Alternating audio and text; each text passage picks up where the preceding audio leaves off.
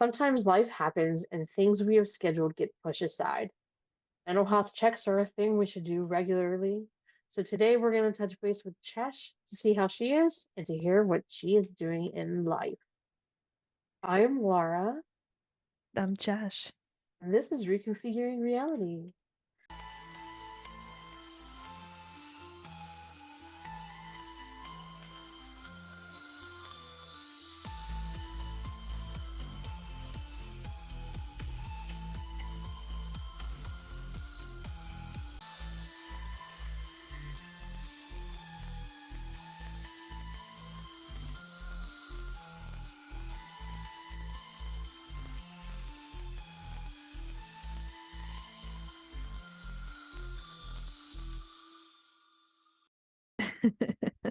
So last week I was very, very sick, so we didn't get a chance to record what we were planning.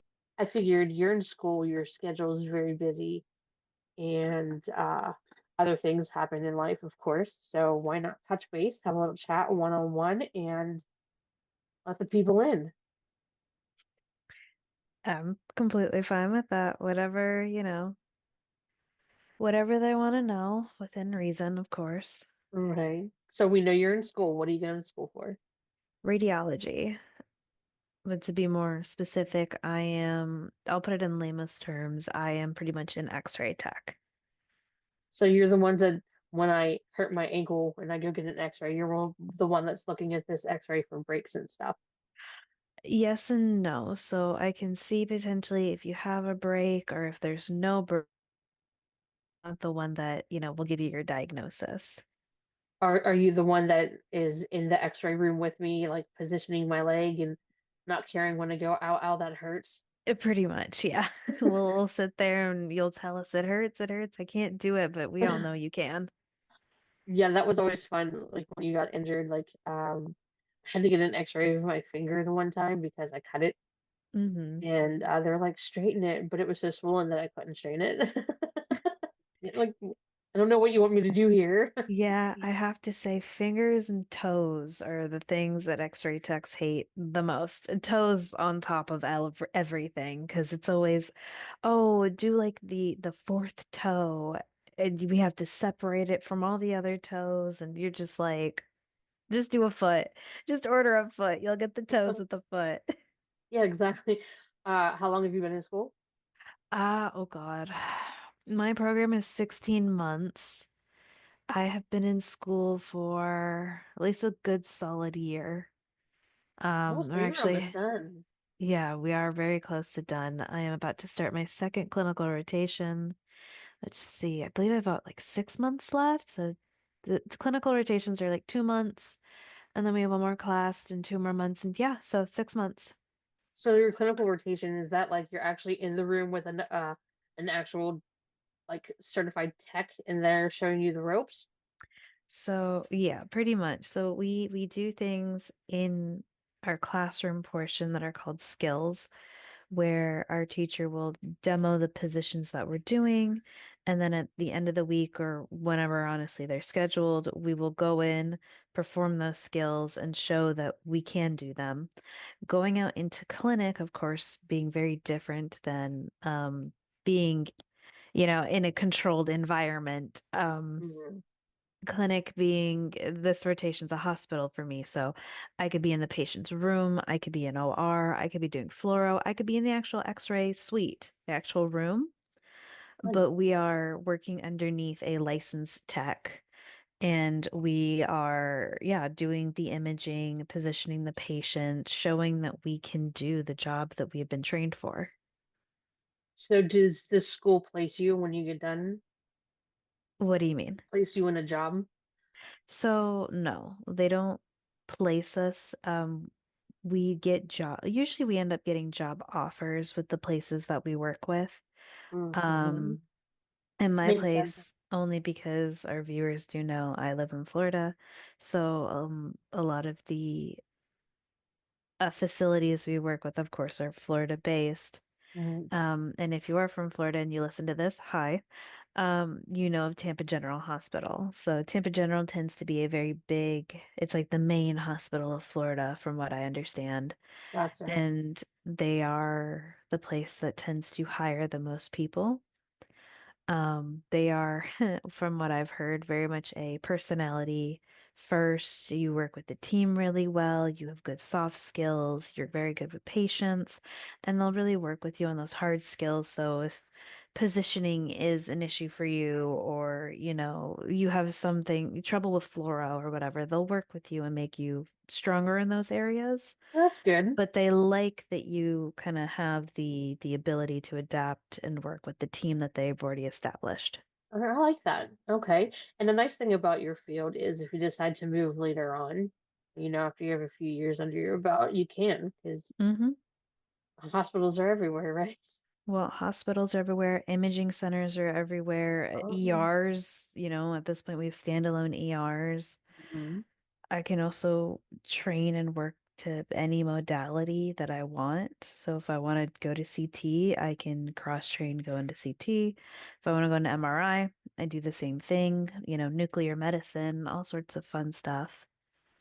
What made you decide to go to school for this? Well, it was either this or become a nurse. And I don't want to be responsible for anybody's medications or for the amount of work that our nurses do.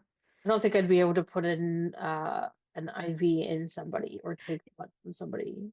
No, I haven't met many nurses that take blood. Usually that's just the phlebotomists that come in if you're in a hospital.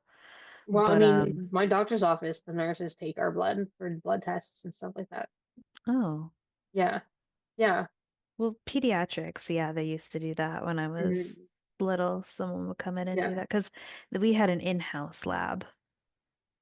Uh, I I always knew that I wouldn't be able to do that, like hurt, quote unquote, hurt somebody with a needle. But Hmm. I just it really got that wedge really got driven when my son needed to take testosterone and I couldn't shoot him with his testosterone. Couldn't do it.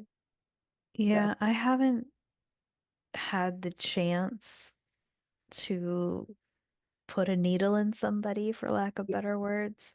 Mhm. Um, You think you'd be able as to? I don't know. So we do,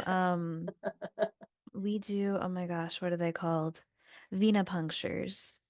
So there is a situation where like I would have to put a needle in somebody for contrast purposes, Huh. but Okay. Makes usually sense. in the hospital they already have an IV. So really I would just be cleaning the port, injecting my contrast and kind of going about my day. I've actually talked to some of my teachers and I was like, "Have you ever done this?" And they're like, "No."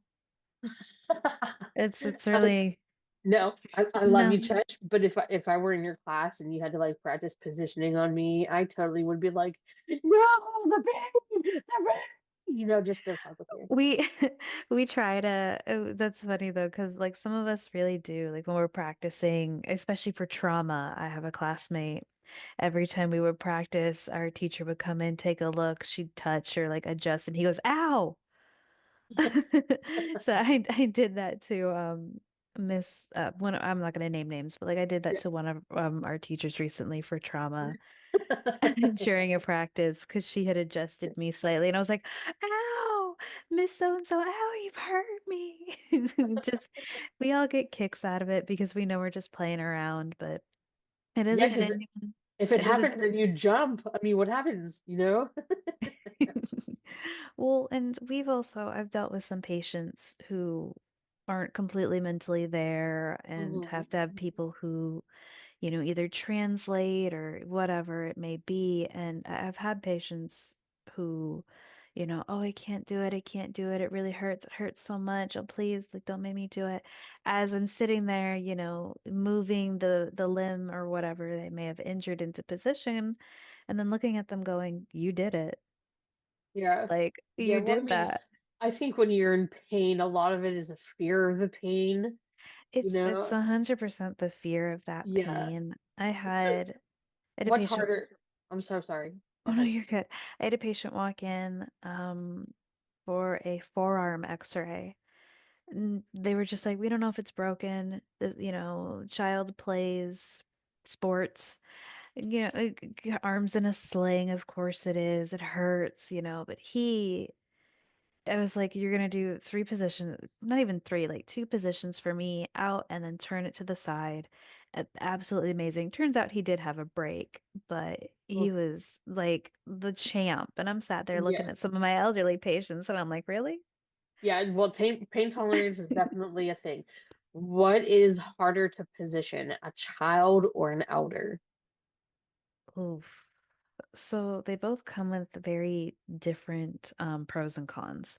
Uh-huh. So for children, it's the fact that they're small Uh-huh. and, they wiggle and it's hard to kind of give them instructions.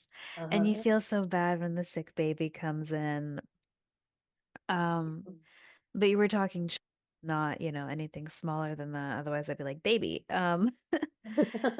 They're definitely, I would say, with working with kids, I had some really easy kids who were just like, cool, let's do this. And I definitely had some kids who were very scared and just didn't understand. And, Right. you keep mom or dad in the room with them. I had a little girl. Oh my God, she was so cute. She hurt her arm and was scared of our x-ray machine. And I Oh, explained to her, I was like, we're going to take a picture. All you're going to do is put your arm right here for me. You're going to look at mom the entire time. You're going to stand super, super still for me. She did fantastic. Um, so definitely I liked working with the children. But again, they are very wiggly, and especially if we do a lot of chest x-rays on kids. mm, Um, okay. So it's hard to get them to take a breath in and have them hold that and realize that they need to hold it and stay still. Makes sense. As far as elderly patients, it's hard to get them to listen. Or here. Well, that too. So with my pediatrics, it would be like, okay, you know, do da da da da, and they listen. You could repeat yourself, and they listen. With some of my geriatric patients, even at the top of my lungs. you know, what? I can't hear you. I don't understand. Some of them didn't speak full Mm, English. oh Some no, of them yeah, did. So yeah. for the ones that didn't speak full English, my text had to step in because she spoke Spanish. Nice. And then, sometimes we had patients who every time I went to reposition, move a little this way, move a little that way, they would somehow rock themselves back into where I didn't want them to be. And then we'd take the image and I'm going, are you kidding me? So some of them you really have to push. And I hate saying that, but some patients are very, very hard to maneuver and you have to kind of shove them. And then some patients are like Play-Doh. You can just mold them and they'll stay where you want them to stay and they're perfectly good to go. I will Okay. say my adult patients are a lot mouthier than my child. How often do you get swear words thrown around the room? So by the text, none, unless, we're back there, we're just Okay, talking with but each by the other. people in But front. by patients, not by many. We don't get sworn at a lot. It's Oh, usually, I know when I get x-rays and I'm in pain, I'm like, oh, that hurts, like stuff like that. But well, I we don't ever didn't, swear people in the hospital. no. Like, you're So there to do a job. You're there to help me. I'm not going to get mad at you for doing what you need exactly. to do. No, I don't remember anybody really swearing out of pain or swearing just genuinely out of being upset. Yeah. Okay, let's switch to a different topic. I know Jess and I tease you constantly about being the baby of the group. I am How does the that baby of the group. how does that make you feel? I don't mind it. Honestly, I'm used to being the youngest out of everybody. I tend to make friends with people that are not my age. Right. Well, how long have you and I been friends? Do you remember our anniversary date? Oh shit. I believe we're going on like what, 5, 6 years now? Do you remember the date? Oh girl, obviously not, unless you want me to scroll all the way in our messages to I find think I that. actually have it pinned. Our very first message was pinned in our chat. Let me see. Like Should have years been. ago. It should have been. What the hell? Oh, some of these I think we can get rid of, like Twin Radio. That's fun. Okay, yeah, no. I think it's Around like 2020, right? August 2nd of 2020 or something like that. So we're coming up to 5 years, friends. Hmm. Do you It really. regret Do I it? what? Do I regret it? No. We have our moments, obviously, but like what friendship doesn't have moments where you're just like, I could kill her right now. Right. I can't believe she fucking said that, man. How am I supposed to stick up for that? Oh, and we met in an online community. Yes, we did. And boy, times were so different back then, weren't they? They were definitely a lot simpler back then. You were in the attorney's office. Yes, which one? I believe I was file clerking at that time. Yes, you were. Yep, still Yeah. hate that job. I was working at home with a facility in Pittsburgh, Pennsylvania at the time. Mhm. I can dox myself because I'm not there anymore. But yeah, I I remember being in a Discord call throughout the mhm. entire day with you Yep, and Amoeba and Archangel. Do you remember them? I do. I do remember Wow. them. Yeah. Yeah, I'd be at Longest work hugging. because no one if I was on the phone. Yep. You would hear me bitch and complain all the time, being like, why is this shit here? Why are we doing this? Why da, da, da? Because Yeah. just some dumb shit would go on, and I'm just like, okay. Glad to be out of there still, huh?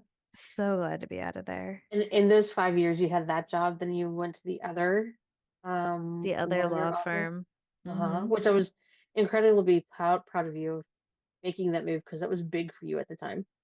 It was, yeah, it was a very big Huge. deal. It was Uh-huh. my first like very professional job, getting it on my own. But it Yeah. was also a position that I was not ready for. Like I look back at that time and the lack of training that I got, the just being kind of thrown into it. And I remember my boss at the time stating, he's like, well, I have a gut feeling that you'll do really well here. And I was doing really well, but I was, what, 23, I think, at the time? And I think the reason why you left was due to illness, right?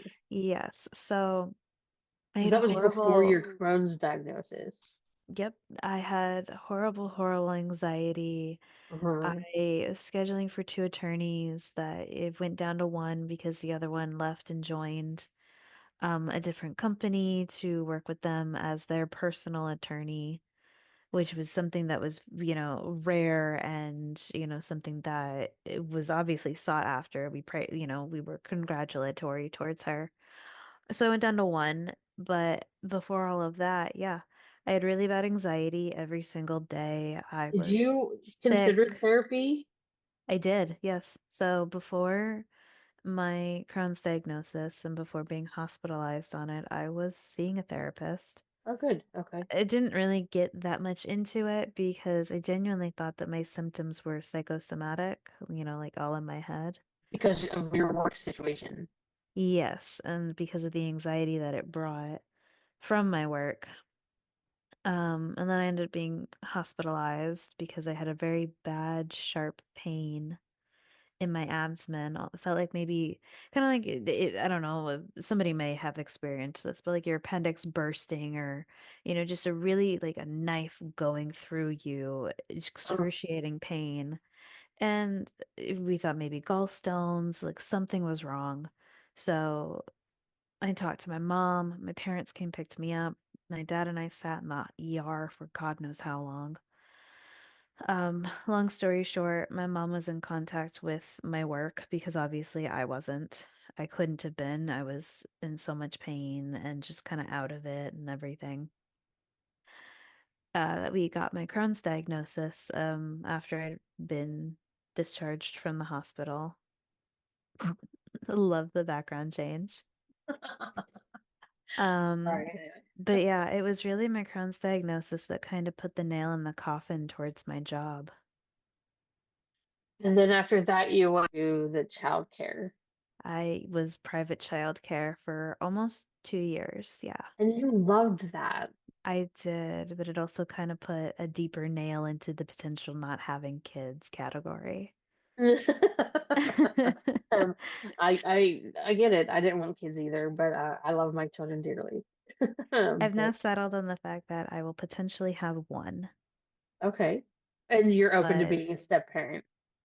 yes, I'm open to being stepmom. I'm open to having my own kid. I'm also open to not having a kid. Oh, so you're It just just gonna it go with the depends flow. on, yeah, it just kind of depends where my life leads me. I've been told by many people that I'd make a very good mother, and I Mm-hmm. have no doubt about it. But I need to get my anxiety under control. That is a big thing for me, and a big, besides my illness, a big proponent of why I say no to Yeah. having kids is my anxiety, my stress, and my illness. I know you say also that not only with the crowns the invisible disability, but there's something you went to a not a private, but you went to a school for children with special education needs, Mhm. correct? Yes. What can I ask what your special education need was? So I'm ADHD, which, as some of us have figured out, was also kind of on the autism spectrum here recently. Oh, I didn't know that. Yep. Well, I mean, everything's kind of on a spectrum, but that is definitely one Hmm. that is up there. I do have some tendencies. I am would say, not a professionally diagnosed like autistic, but I do have my own little like quirks here and there that I would, kind of see as like stemming. But definitely my ADHD, and I'm gonna spout this off, and I bet you someone's gonna be like, "Oh my God, I recognize this." Um, I have a long-term memory retrieval disorder. Okay. A long-term memory.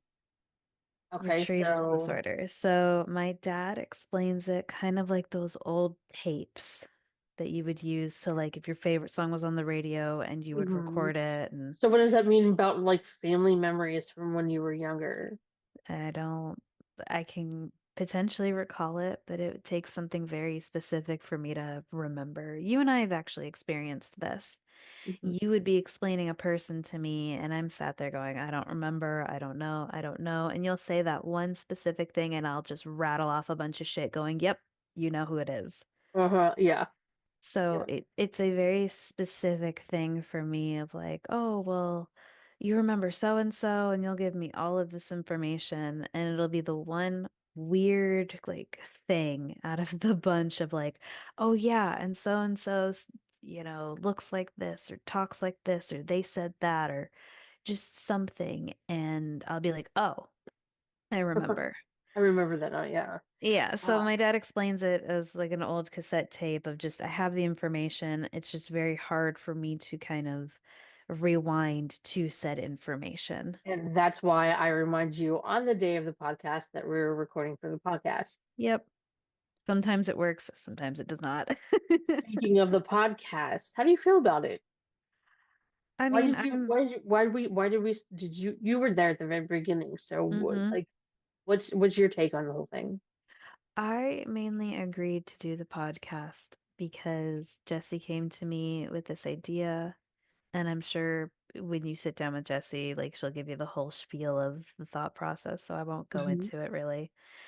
But I thought it was a good idea in regards to her. I thought it would be fun, and we would do kind of like a Dungeons and Daddies kind of thing. Also, fantastic Hmm. podcast if anybody Hmm. wants to listen to them.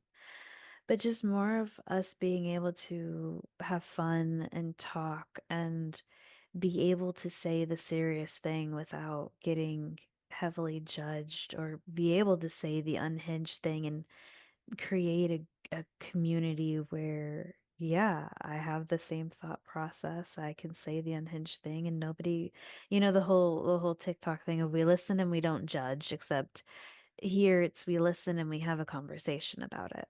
Yes. I can say that we've definitely taken the podcast in a direction that I was not too big on. The Um, seriousness of it? yeah. I like Um, to be able to keep things light and airy and have a laugh so while you'll also have being fun with able our to, next topic then. but also being able to, again, have the serious conversations because to me, life is way too short to be so serious. And we were doing the serious conversations because we started this as like therapy for Jess. It's like Mm-hmm. part of her therapy homework. So of course, those are the things that she has feelings on. So we're gonna touch those. But now, um, we're kind of like branching out a little bit more, and I like the heavy topics because I like getting other people's opinions. But Mm-hmm. I like the fun topics too. And I forget where I was going with all of this. I don't know where you were going with it. I'm still in a brain fog from my illness. So, yeah, I know we wanted to do a spin-off podcast, or I wanted to do a spin-off podcast with the Reconfiguring Reality name, but it hasn't gotten off the ground yet. But that's more scripted. This one's not as scripted. That's where I was going with it. Mm-hmm. This one was more scripted back in the day, like last year, but now we're not really doing scripted podcasts. We're talking about things. But we still, some of us still do a lot of research on the topics that we do talk about. You come Mm-hmm. into the topics not doing any research. You're I coming from come in the viewer's completely point of, blind. Mm-hmm. yeah, the viewer's point of view. And do you feel that that's been working for us? I mean, I think I mean, there are definitely podcasts where I don't talk mainly because Jericho or, you or Jess very much have things that you want to say and get out Uh-huh. there. And like I said, I mainly come in as a viewer's kind of point of view and perspective. And also, I don't genuinely have the time to sit and deep dive and research, being that my studies are what takes a majority of my time. Absolutely. As far as it working for us, I don't know. I definitely learn a lot of new things, and I know that sometimes my questioning can be a little difficult to understand, or, it can I really be, like when you ask questions because those are the questions that people that don't know the topic are going to ask, and I like it. I do like yeah, it. definitely. And that's one of the big reasons as to why I do it is it's like, well, if somebody sat there listening and, we're going off on a topic and they're just sat there going, I don't know what that means. I don't understand. And I can sit there and go, hey, I don't get it. Can you say it in a different way? Or, hey, I don't understand this. Can we please elaborate more on this one specific thing? All right. As for the mental health check portion of the podcast, how you doing? Girl, it's Good. fucked out here. No, I'm kidding. I am actually I'm good. I had therapy this morning. For those of you that don't know, I do see therapy, or I do see therapy. I do see a therapist. Uh-huh. And I've enjoyed my experience with my counselor. Good. Um, yeah, It's important that you we connect checked with in your this morning. counselor. Yeah. Yeah, we Yeah. checked in this morning. But yeah, I think all is pretty much okay. I'm excited Good. to start clinic. I am excited to move forward. I don't know if you can, if you can, you probably hear Stella in the background screaming at me. Nope. Yeah, she All just right. hopped up on my lap. Okay, well, I think this is where we're going to end it. Thank you so much for chatting one-on-one with me today. Of course. For our audience, I'm going to try to do this with the other hosts as well, just so we can get a little up close and personal. I'm gonna say Jericho should be easy. You live with the man. You would think that, but like he streams all day on Saturdays, and he has date nights with the boys to play video Date night with games, the and it's not as easy as one would think. We actually have Mm. to plan times to play together. So Mm. thank you all for joining us, and like, comment, subscribe, follow, whatever all the things are. And Linked in the Chesh, description below. yeah, we'll be back in 2 weeks. Yeah. All right. Thanks everyone. Bye. Bye.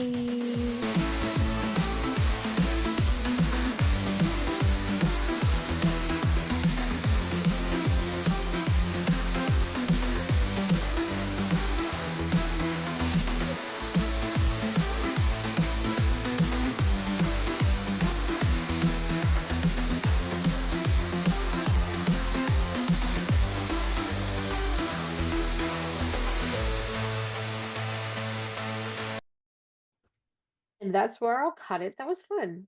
Yeah, I like that. We should definitely add like bloopers at the end or something. You know what I mean? You don't listen to the podcasts all the way through, do you?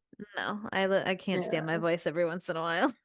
If you go to the ends of some of the podcasts, you'll see that I've done like things that were ridiculous or like bloopers and stuff and put it at the very end. Mm. I do it on almost all of them.